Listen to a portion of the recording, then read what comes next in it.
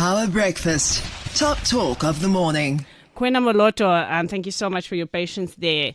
Really important conversation that's been on the go in South Africa is what do we make of Starlink, and the Minister of the Department of Communications and Technology and Digital Technologies coming up with this gazette to basically override the 30% ownership.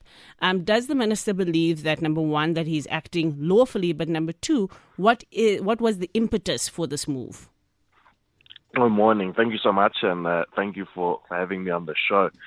I think, first of all, it's important to highlight that this is not about Starlink. The push for the equity equivalent investment programs to be introduced into the ICT sector has been something that the 7th administration has envisioned from the beginning of the term. You'd know it was adopted inside the medium-term development plan by Cabinet already towards the beginning of this year, and obviously then conceptualized inside that document already from last year. And so this has nothing to do with Starlink and everything to do with the GNU's goals of attracting, foreign direct investment. And the minister is well within his rights to issue this draft policy directive. And I also think that's important to note. I mean, it is a draft. It's now in space. People have 30 days to give comment. And only from that point will the minister then make a decision on whether to amend the policy direction given the various inputs by South Africans, or whether he continues to then instruct ICASA. Kwena, that idea that a policy director instructing ICASA is being concept in South Africa, it exists inside the BEE Act currently, and it's just about allowing or aligning ICASA's understanding and interpretation of the BEE Act with how it currently stands. Sure. Sorry, Kwena, I think we missed you there for a little bit. So I started asking a slightly different question. But does the minister believe that it is lawful for him to be able to do a policy directive on a law? Because I think it's Kusela Diko in the Communications Portfolio Committee in Parliament, who I believe is calling the minister to Parliament for exactly this question. Who is pointing out that it may not be in the ambit of the minister because this is a law that would need to be amended by Parliament. What's your view on that as the ministry? No, with Ms. Diko, I think that every single time the minister has tried to make any moves, she's deemed them illegal, and she's been wrong. In every case so far, and it will be wrong inside this case as well, is that the current Communications Act does give the minister the power to provide a policy direction, and I mean this a move that was I mean even Cabinet spoke about the minister providing a policy direction within the MTDP, and so this is an instruction from Cabinet. It's inside the communication.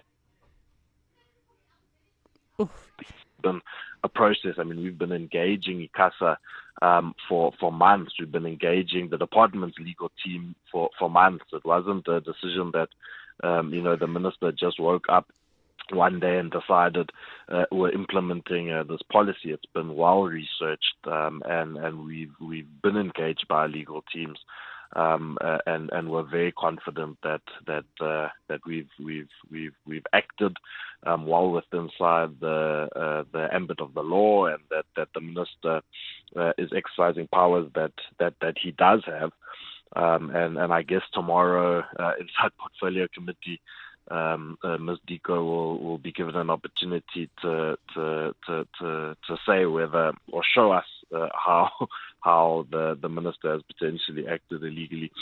But as I said, so far she's never been correct inside her analysis on that. Well, the argument she seems to be leaning on is the idea that there's a distinction between the equity equivalence and being able to amend the ECA. So I guess that's the one that we'll be looking out for, because that's the contestation. But Kwena, maybe just the last point here. The move that you're making is also in line with what we've seen as DA policy for a long, long time, a counteracting of the way in which BEE plays itself out. And so I have no doubt that there must be some connection here between DA policy and the way that the ministry is operating. Is this something that is coming as a part of the DA's contribution to the GNU, or has this come from other parts of the GNU, the president himself, which would not make it a DA directive? I don't want to speak on behalf of cabinet, but obviously the GNU has seen the coming together of multiple political parties.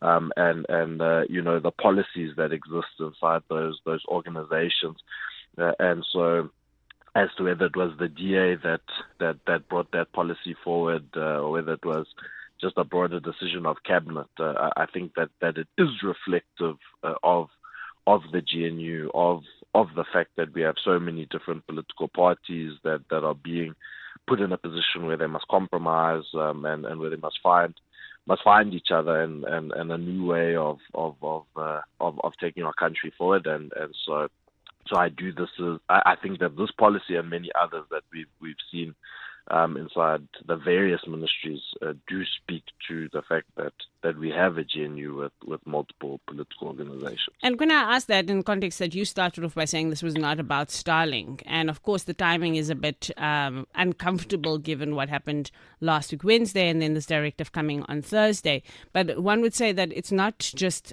Wednesday and Thursday where Starlink would become a dot to be connected here, because we know that Elon Musk has been talking about this in the public domain. So as a pointed last question, are you able to say from the point of the ministry that this is definitely not about Elon Musk's complaining and about Starlink not being able to do business without 30% ownership? Yeah, this has nothing to do with Starlink. In a News 24 article, it was published on December 16th. I spoke about the timelines of this EEIP policy direction, and I had said that this would likely be implemented by mid-2025, or in mid-2025. This was always the timeline. And as you said, it is very unfortunate that it aligned with this visit, because I think it's a policy that's really going to bring a lot of investment into the ICT sector. You're going to see, it's going to create, it's going to allow for us to expand into rural areas where we haven't had connectivity, to lower data costs. It creates more competition, and it's unfortunate that it linked to a time where it now looks like South Africa is taking a knee, because that is the furthest case from the truth. Kwena Moloto, thank you so much for clarifying that one for us. I think we will keep an eye on that as it develops, but it is still for me a bit concerning that this expansion comes at the expense of something like black ownership. But I think that's part of the conversation as we go into the future. Thank you so much for joining us, spokesperson there for the Minister of Communications and Digital Technologies.